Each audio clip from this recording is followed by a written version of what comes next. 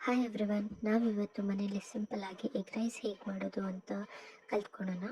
ಮೊದಲಿಗೆ ಒಂದು PAN heat ಮಾಡಿಕೊಂಡು ಅದು ಹೀಟ್ ಆದಮೇಲೆ ಸ್ವಲ್ಪ ಎಣ್ಣೆ ಹಾಕಿ, ಎಣ್ಣೆ ಚೆನ್ನಾಗಿ ಕಾದಾದಮೇಲೆ ಸ್ವಲ್ಪ ಸಾಸಿವೆ ಹಾಕಿ, ಆಮೇಲೆ ಚಾಪ್ ಮಾಡಿ ಇಟ್ಕೊಂಡಿರೋ ಬೆಳ್ಳುಳ್ಳಿನ ಹಾಕಿ, ಅದು ಚೆನ್ನಾಗಿ ಹೀಟ್ ಆದಮೇಲೆ ಆಮೇಲೆ ಚಾಪ್ ಮಾಡಿರೋಂಥ ಚಿಲ್ಲಿನ ಹಾಕಿ, ಅದು ಸ್ವಲ್ಪ ಹೀಟ್ ಆದಮೇಲೆ ಕರಿಬೇವನ್ನು ಹಾಕಿ.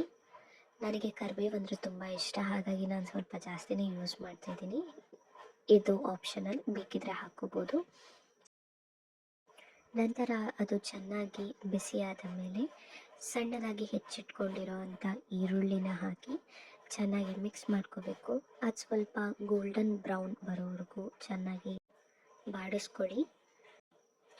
ನಂತರ ಸ್ವಲ್ಪ ರುಚಿಗೆ ತಕ್ಕಷ್ಟು ಉಪ್ಪನ್ನು ಹಾಕಿ ಚೆನ್ನಾಗಿ ಮಿಕ್ಸ್ ಮಾಡ್ಕೊಳ್ಳಿ. ನಾನು 2 ಮೊಟ್ಟೆನ ಹೊಡ್ಕೊಂಡು ಸೆಪ್ರೇಟ್ ಬೌಲಲ್ಲಿ ಇಟ್ಕೊಂಡಿದ್ದೀನಿ. ನಂತರ ಬೌಲಲ್ಲಿ ಇಟ್ಕೊಂಡಿರೋ ಮೊಟ್ಟೆನ ಹಾಕಿ ಚೆನ್ನಾಗಿ ಮಿಕ್ಸ್ ಮಾಡ್ಕೋಬೇಕು. ಅದು ಯಾವುದೇ ಕಾರಣಕ್ಕೂ ಪ್ಯಾನ್ ತಳ ಹಿಡಿದೇ ಇರೋ ಥರ ನೋಡಿಕೊಂಡು ನಾವು ನೀಟಾಗಿ ಮಿಕ್ಸ್ ಮಾಡ್ತಾ ಇರಬೇಕು.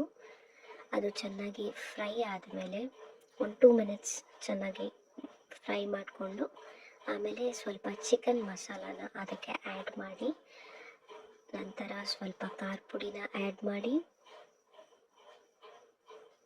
ಮತ್ತು ರುಚಿಗೆ ತಕ್ಕಷ್ಟು ಉಪ್ಪನ್ನು ಆ್ಯಡ್ ಮಾಡಿ 2 ಮಿನಿಟ್ಸ್ ಪ್ಯಾನ್ ಮೇಲೆ ಅದನ್ನು ನೀಟಾಗಿ ಡೀಪ್ ಫ್ರೈ ಆಗೋಕ್ಕೆ ಬಿಡಿ.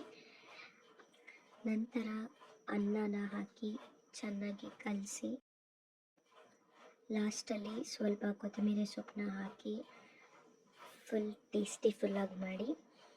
ಇಷ್ಟೇ ಸಿಂಪಲ್ಲಾಗಿ ಮನೆಯಲ್ಲಿ ಮಾಡೋ ಎಗ್ ರೈಸ್. ಈ ವಿಡಿಯೋ ನಿಮಗೆ ಇಷ್ಟ ಆಗಿದ್ದರೆ ಲೈಕ್ ಮಾಡಿ, ಕಮೆಂಟ್ ಮಾಡಿ, ಶೇರ್ ಮಾಡಿ. Thank you so much.